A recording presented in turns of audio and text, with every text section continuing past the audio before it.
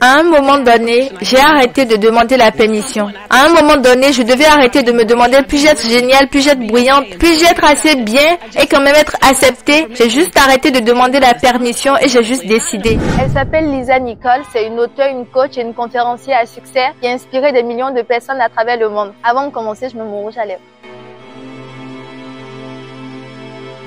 Donc, Lisa Nicole est une auteure, une coach et une conférencière à succès qui a motivé et inspiré des millions de personnes à travers le monde. Elle a connu des moments très difficiles dans sa vie et dans cette vidéo, on verra les leçons qu'on peut tirer de ces différents discours et de ces différents péripéties. Let's go!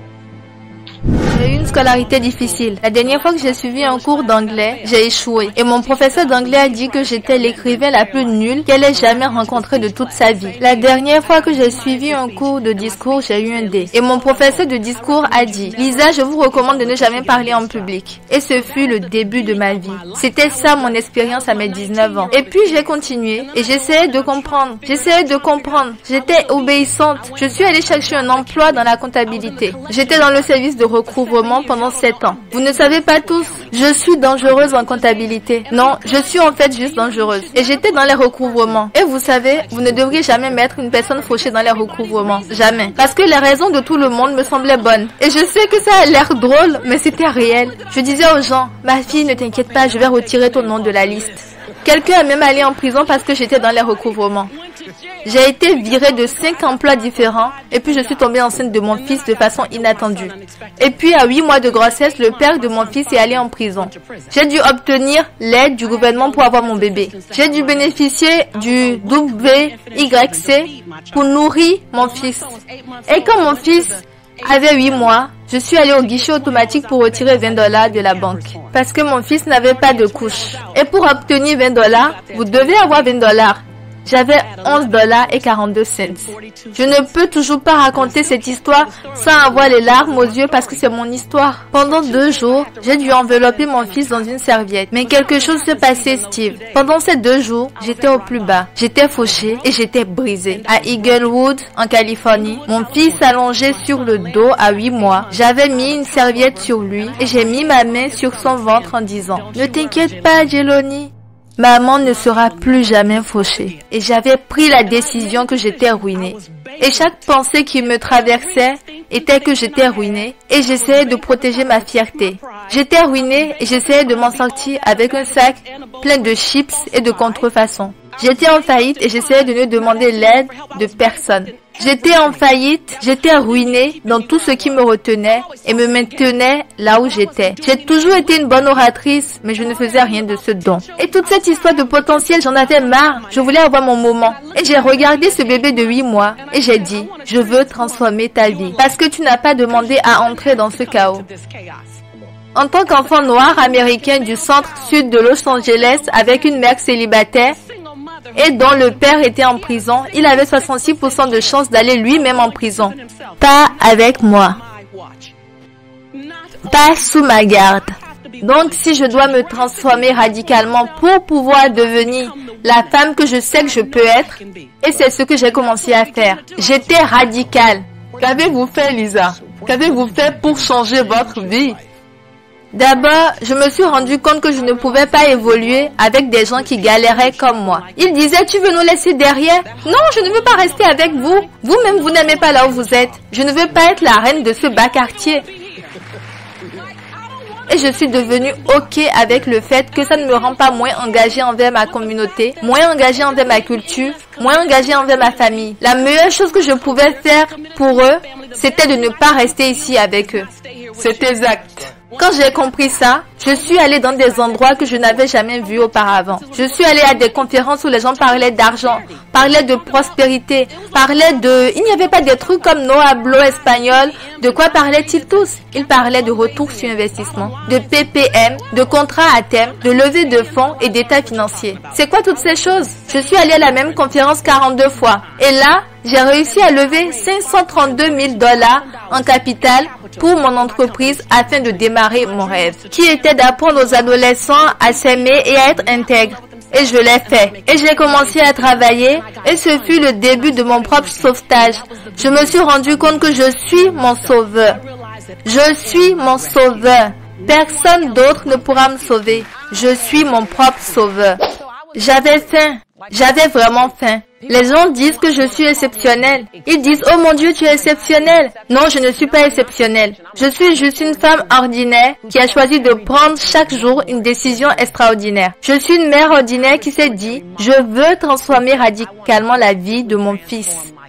Qu'il mérite d'avoir toutes les options que n'importe quel enfant aurait, peu importe où il est né. J'étais juste assez folle pour y croire. Peu importe la couleur de ma peau, ma religion, mon origine, peu importe le compte bancaire de ma mère ou celui de mon père, rien de tout cela ne détermine mon avenir. Ce sont juste les conditions où je suis née. Ce n'est pas ce qui définit mon avenir. J'y ai juste cru. Peu de choses faisaient que je pouvais y croire. Mais avoir la foi, c'est croire en l'invisible de toute façon. Alors, j'ai eu assez de foi pour me dire, je sais que je n'avais pas besoin de le voir. Christy a parlé d'affirmation. Ceux qui vivent dans l'abondance comprennent le pouvoir de je suis. Ce que tu dis après je suis est vrai pour ton esprit inconscient.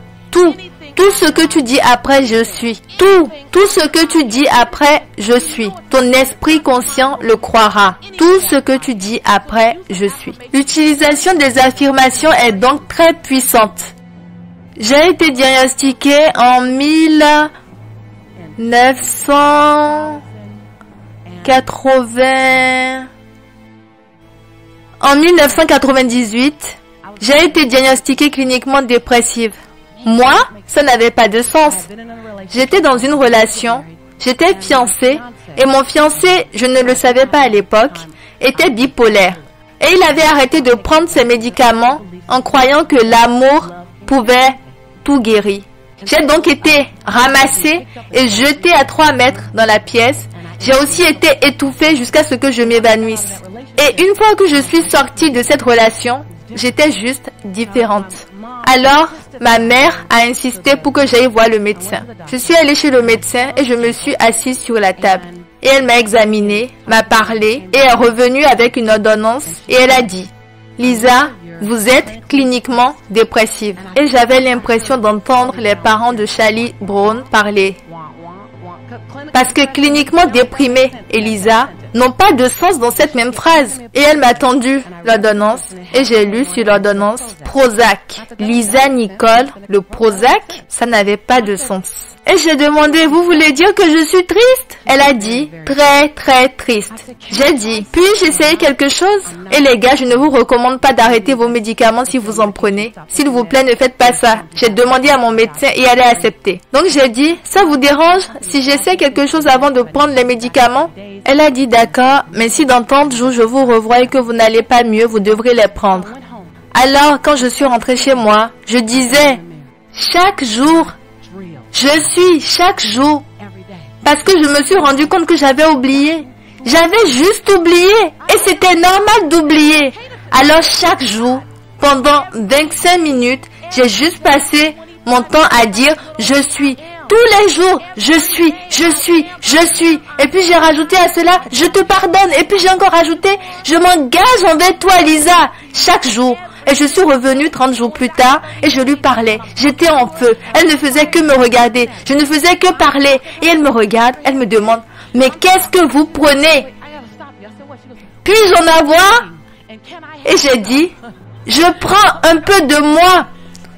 Et donc le pouvoir du je suis peut vous tirer des moments les plus sombres. Le succès a une définition différente pour chacun.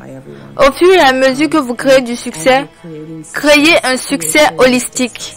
Mes plus grands succès sont les choses que les gens ne voient même pas. C'est le fait que mon fils de 14 ans dise à ses amis que je suis sa meilleure amie.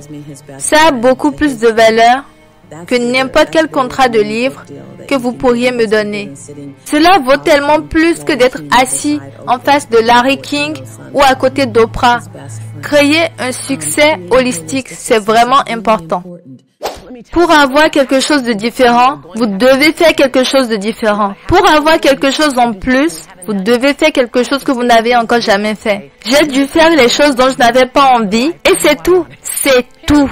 Et tout ce que j'ai fait, c'était donner des instructions. C'était faire les choses petit à petit, bouchée par bouchée. Des petits morceaux de la taille d'une bouchée, digestes et appétissants de ce que vous pouvez faire. Vous n'avez pas besoin d'avoir un changement extraordinaire sur 12 mois. Faites un petit changement sur 30 jours. Faites un changement sur 30 jours, puis un autre petit changement sur 30 jours, et dans 5 ans, vous ne reconnaîtrez pas votre vie. Quelle a été votre plus grande réussite à votre avis? Tout d'abord, rebondir. C'est refuser d'écouter les discours négatifs dans ma propre tête, refuser d'écouter la perception que les autres ont de moi, créer quelque chose à partir d'absolument rien. Mais vous savez, il y a des livres, la télé, mais la plus grande réussite est de pouvoir me donner une centaine de secondes chance. Et à chaque fois que j'arrive à 99, j'appuie sur réinitialiser. À un moment donné, j'ai arrêté de demander la permission. À un moment donné, je devais arrêter de me demander puis-je être géniale, puis-je être brillante, puis-je être assez bien et quand même être acceptée. J'ai juste arrêté de demander la permission et j'ai juste décidé. Plus d'excuses. Et pas de manière fanfaronnade, pas d'une manière qui frustre quelqu'un d'autre, mais d'une manière qui dit « je n'ai qu'une vie et je vais conduire celle-ci jusqu'à ce que les roues tombent ». Et puis, toutes ces choses sont venues à moi. Donc, c'était votre décision. C'était une décision qui n'est pas venue d'une expérience motivante ou d'un enseignement motivant. C'est venu du fait que j'ai touché le fond. Vous gagnerez tellement à désapprendre. Parfois, la meilleure chose que vous puissiez faire est de désapprendre certaines choses. Nous cherchons toujours à apprendre quelque chose de nouveau parce que nous sommes des accros de l'information. Parce que nous avons toutes ces informations qui viennent de partout, d'internet, des livres, de la télé. Mais parfois, la plus grande avancée que vous puissiez faire est de désapprendre et ensuite réapprendre. Vous devez bouleverser votre sol, arracher votre sol. Prenez cette terre sèche qui a été plantée pendant des années. Les choses comme « je le sais depuis des années, c'est ma mère qui m'a appris, c'est ce que nous avons toujours fait ». Vous devez perturber votre sol. Je suis là pour ça aujourd'hui. Bousculez vos croyances. Vous devez bousculer vos croyances afin de pouvoir planter une nouvelle graine et ainsi faire pousser un nouveau fruit. Je veux que vous bousculiez vos croyances afin que vous ayez une nouvelle prise de conscience de ce que vous avez fait sur la base de ce que vous croyez depuis toujours et qui ne correspond plus à votre avenir. Parce que je peux vous garantir que chacun d'entre nous voulons quelque chose de différent de ce que nous obtenons parce que nous continuons de faire les choses à partir d'anciens schémas qui ne servent plus notre avenir. C'est alors que la langue dans votre bouche et la langue dans vos chaussures vont dans deux directions totalement différentes et vous devez les réaligner dans la même direction. Chaque chose que vous touchez est impactée par votre histoire. Que vous soyez avocat, enseignant ou architecte, il n'y a pas un domaine dans lequel vous pouvez être et où une histoire, une belle histoire, n'améliorera pas vos revenus. Chaque domaine, chaque service auquel vous êtes connecté sera impacté et élevé par l'intensité avec laquelle vous pourrez raconter votre histoire. Alors, laissez-moi vous donner quelques indications, quelques paramètres, ce que j'aime appeler les pare-chocs, comme si vous alliez au bowling. Alors, laissez-moi mettre en place quelques rails de pare-chocs afin que vous puissiez comprendre ce qui fait une belle histoire. La première chose, c'est de prendre des risques. La plupart des gens, quand ils racontent une histoire, ils ne veulent pas prendre de risques. Donc l'histoire a des limites quant à sa hauteur ou à sa profondeur. Et dans ce cas, ça ne touchera pas mon âme. Soyez donc prêts à prendre des risques. Soyez clairs et concis dans vos histoires. Une grande histoire est une histoire à montrer, pas à raconter. C'est la distinction, c'est ce qui change tout. La plupart des gens, quand ils racontent une histoire, ils disent « Laissez-moi juste partager avec vous mon histoire. Je vais vous raconter et ensuite je vais vous montrer. » Donc ils disent « À un moment de ma vie, il y a eu des périodes très difficiles, très challengeantes, très inconfortables et je n'avais pas beaucoup d'argent, je n'avais pas d'espoir et les choses semblaient si difficiles. À un moment, j'ai voulu changer ma vie, j'ai pris la décision que je devais l'améliorer. » Donc l'histoire est racontée. Mais si je dois raconter cette histoire pour vous la montrer, je dirais plutôt 6 jours dans la semaine, je devais manger des haricots et des saucisses. Je devais trouver de l'argent dans les coins de mon canapé pour pouvoir acheter du lait pour mon fils. Il y avait des moments où mon cœur battait fort jusqu'à ce que je me pose la question, qu'est-ce que j'aurai demain? J'en ai eu marre et je me suis dit, ce serait quoi mon avenir? Non, je ne peux plus continuer comme cela. Vous voyez la différence? Waouh, je vois tout à fait.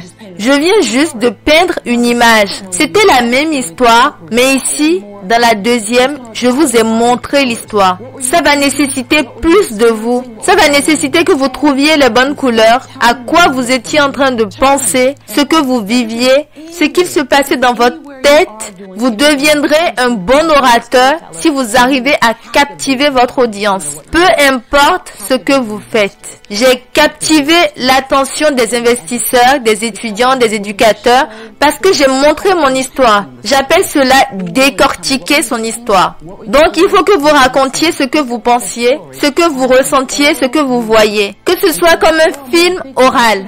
Et dans un film, on veut savoir si on est dans le futur, le présent ou le passé. Et on trouve la réponse dans ce que la personne porte comme vêtement, dans la façon dont il parle. Du coup, faites le portrait de l'histoire. Emmenez les gens dans cet endroit. Montrez ce que vous traversiez. À la place de dire je suis en colère, point, vous pouvez dire j'ai eu des frissons à l'arrière de ma nuque. J'ai eu l'impression que mon cœur allait exploser et que j'allais dire quelque chose que j'allais regretter toute ma vie. Et là, vous avez montré que vous étiez en colère. Donc, prenez le temps de décortiquer votre histoire. Et pourquoi la plupart des gens ne le font pas? Parce que ça demande un certain niveau de vulnérabilité qu'on ne veut pas forcément montrer ou partager. Le deuxième mythe est que l'abondance est uniquement basée sur vos biens et sur l'argent. Sur ce que vous conduisez, où vous habitez, combien d'argent vous gagnez. Et c'est complètement faux. La richesse, ce sont vos biens et l'argent. L'abondance, c'est une expérience à 360 degrés. L'abondance, c'est une expérience à 360 degrés. L'abondance réelle, c'est votre santé. Car si vous n'avez pas une bonne santé, la vie ne sera pas agréable. L'abondance, c'est aussi vos relations. À la fin de votre vie, vous allez littéralement pouvoir mesurer la qualité de votre vie par la qualité des relations que vous avez eues. Et tout le reste va s'envoler. Cette promotion à laquelle vous pensez, cette augmentation dont vous vous préoccupez, tout ça n'aura plus d'importance lorsque vous arriverez à la fin de votre vie. Vous commencerez littéralement à reconsidérer vos relations au fur et à mesure que vous vieillirez. Alors quand vous y penserez maintenant, vous prendrez soin d'elle. J'ai un ami qui vaut 14 milliards de dollars. Quand il venait faire la fête chez moi toute la nuit, il ne partait pas avant 4 heures du matin. Il est venu du Canada pour ma fête du Nouvel An parce qu'il aime la connexion dans ma famille et qu'il n'en a pas. Il est financièrement riche, mais il est relationnellement pauvre. Vous voyez? L'abondance est une expérience à 360 degrés. Il s'agit de relations, de santé, de votre enracinement spirituel. Ça ne concerne pas votre origine religieuse, mais votre habilité à lâcher prise, à pardonner, à être tranquille, à méditer, à passer du temps avec vous-même. Cette habilité déterminera la qualité de votre vie.